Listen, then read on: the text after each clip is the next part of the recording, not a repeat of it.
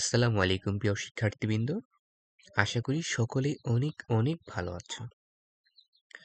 শুকরিয়া মহান আল্লাহর কাছে, যিনি আমাদের এই ক্লাসটি করার এবং করানোর তৌফিক দান করেছেন। আজকে আমরা কথা বলবো HSC ICT chapter 4 web design এবং এইচটিএমএল।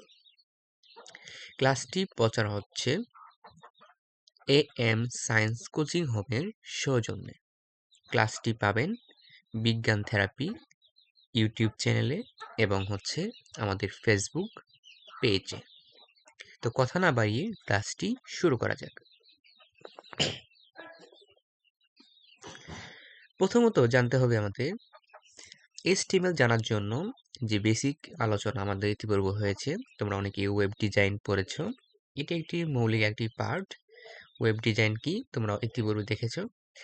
আজকে আমরা শুধু কথা বলবো HTML নিয়ে।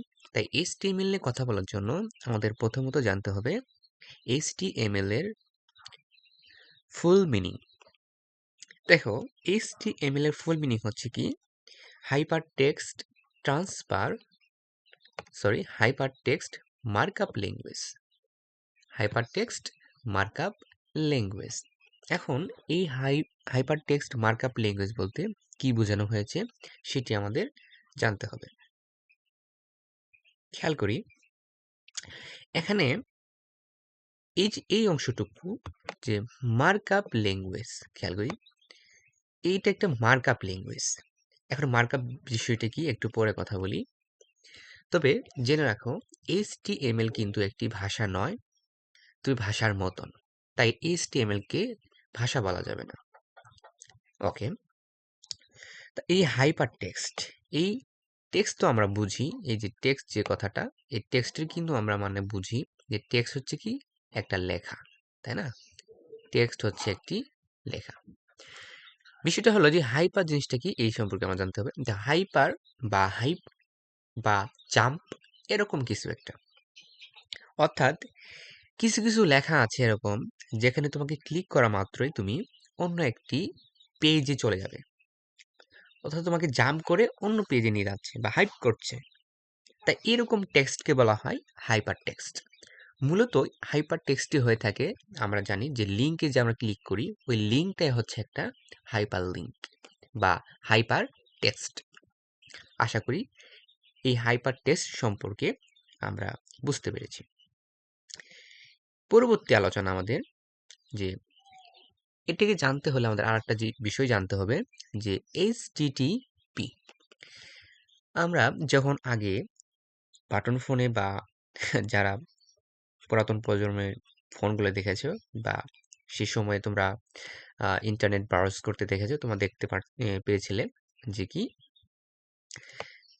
এখন আমরা যদি গুগলে কোনো কিছু সার্চ করি, কোনো কিছু HTTP লেখার প্রয়োজন হয় না।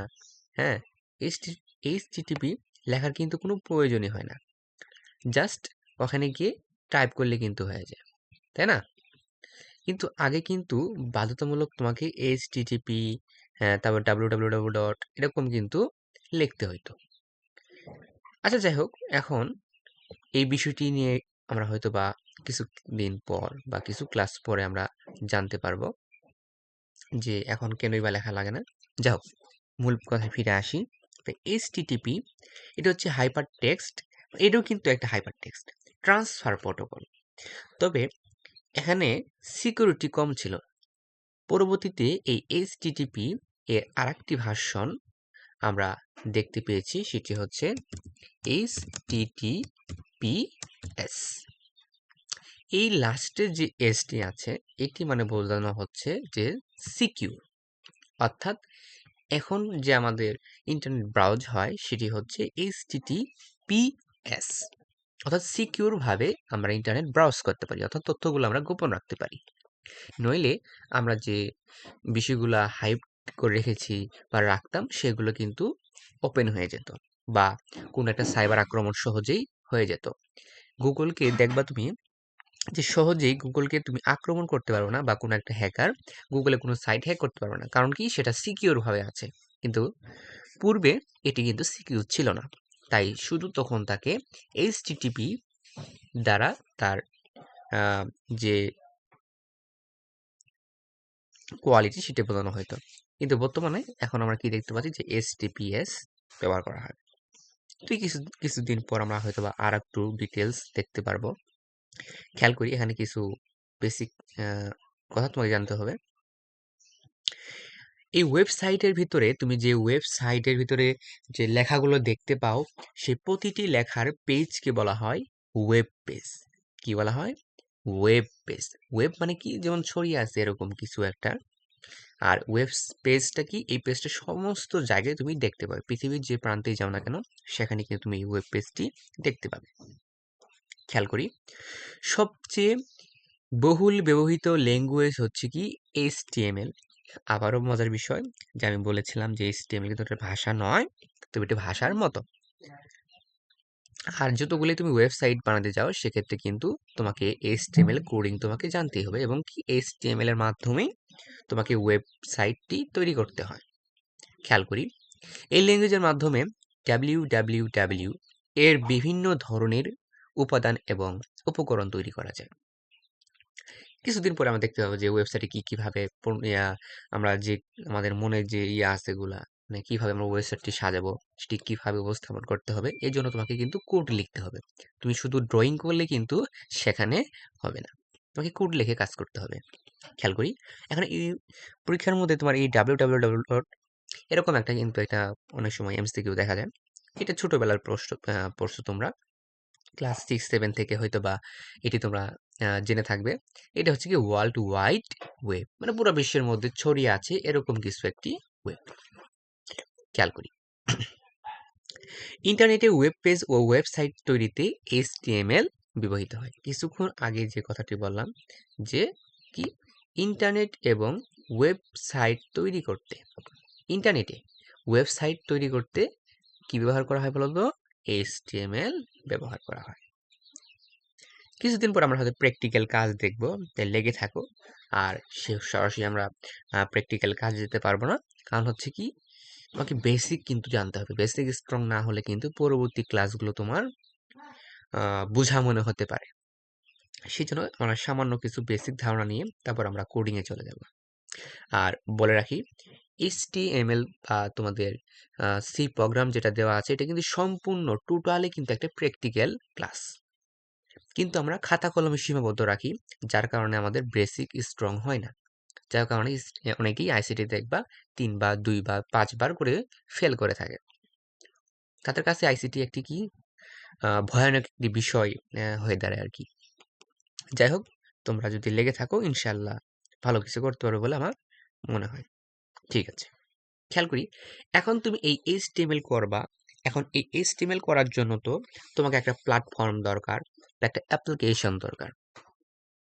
এই অ্যাপ্লিকেশন মূলত আমরা ফোন দিয়েও কিছু করতে পারবো, কিন্তু ফোন দিয়ে তো অ্যাডভান্স লেভেলে কিছু করা যায় না। তাই আমরা আর ফোন দিয়ে জাস্ট আমরা টুকিটাকি যে আমাদের প্রশ্নগুলো আছে সেগুলো হয়তো বা সলভ করতে পারবো, কিন্তু প্রফেশনালি যদি কাজ করতে চাই তবে অবশ্যই তোমাকে একটা কম্পিউটার বা একটা ল্যাপটপ থাকতে হবে, কারণ সব কাজই তো ফোন দিয়ে করা যাবে না। খেয়াল করি, কিছুদিন পরে হয়তো দেখতে পারবো।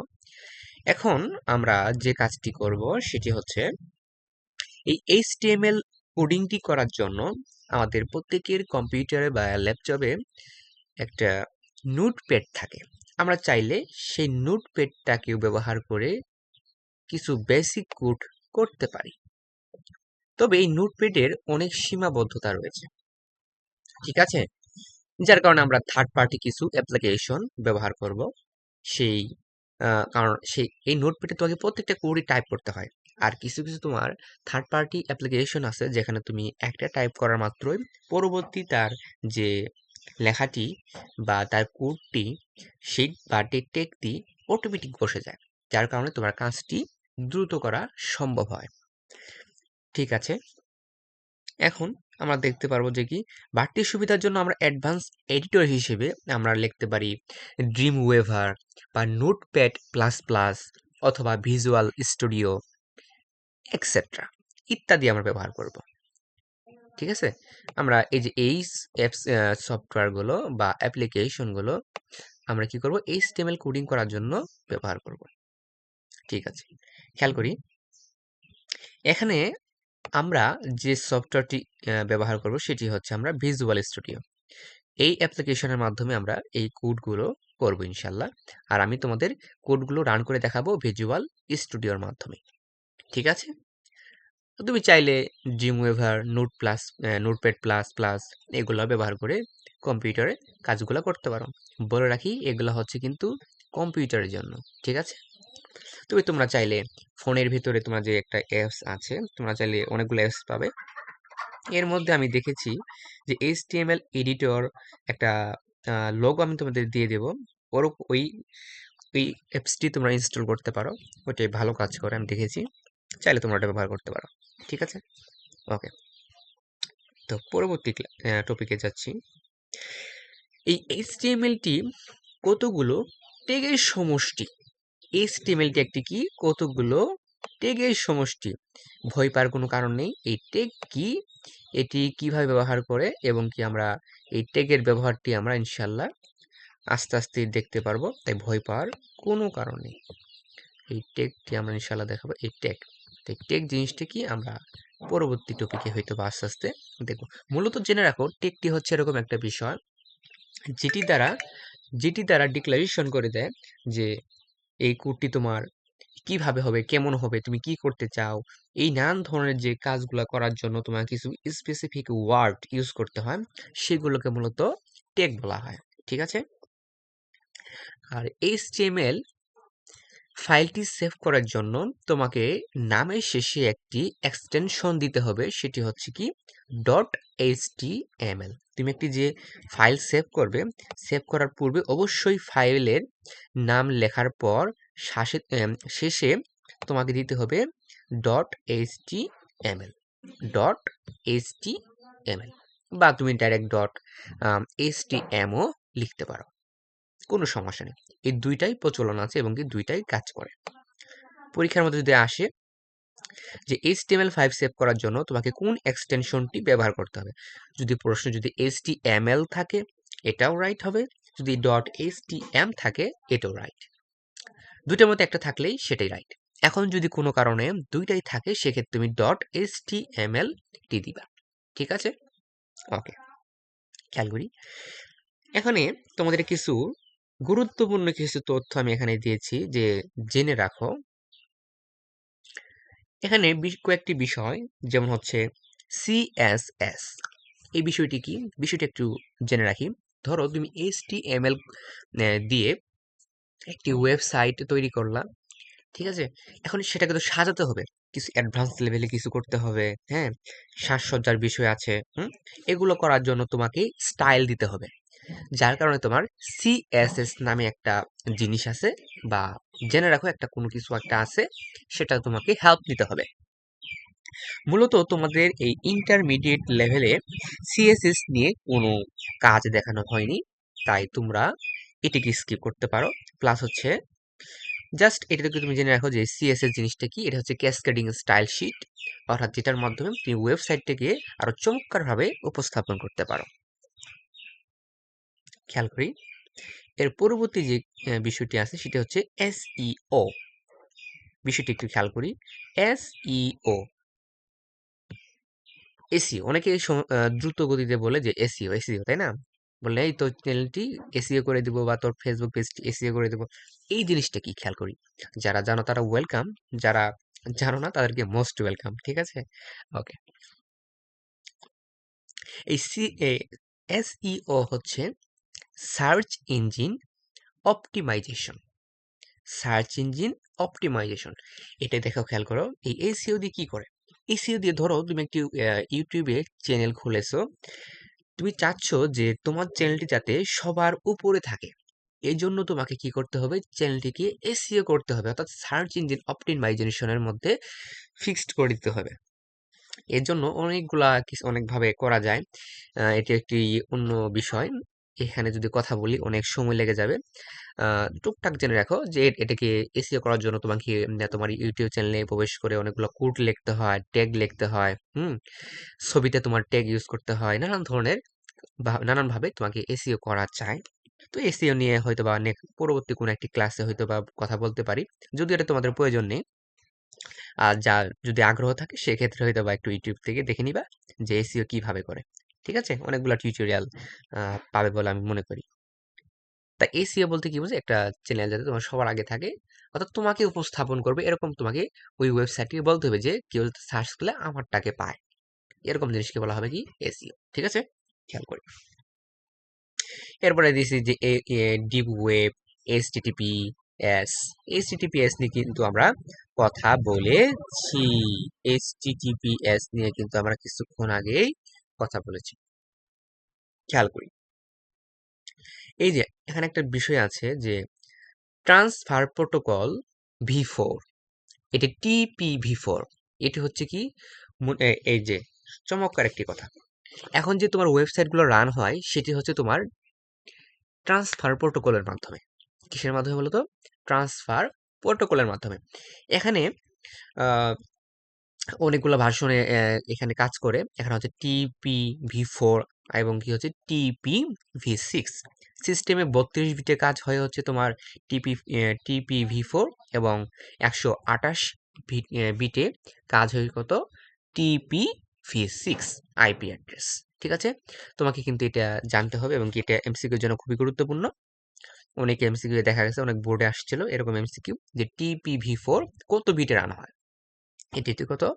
32 বিটে আইপি অ্যাড্রেস তৈরি করে। আর হচ্ছে টিপিভি6 হচ্ছে কত? 128 বিটে।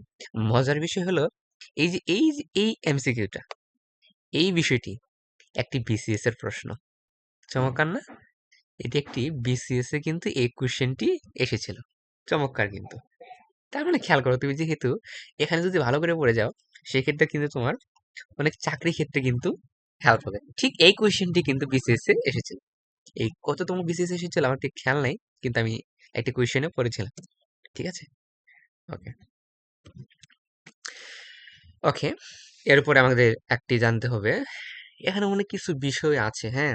এই যেমন এই যে যদি বলো যে বিট বিষয়টা কি, এই বিট নিয়ে তৃতীয় অধ্যায়ে আলোচনা হয়েছে যে কি সংখ্যা পদ্ধতি এবং ডিজিটাল ডিভাইসের ভিতরে বিট নিয়ে আলোচনা করা হয়েছে। বিট, বাইট, হ্যাঁ, কিলো বাইট, মেগাবাইট, গিগাবাইট, হ্যাঁ, এরকম করে আলোচনা করা হয়েছে, এবং কি সে সম্পর্কে বিস্তারিত আলোচনা করানো হয়েছে।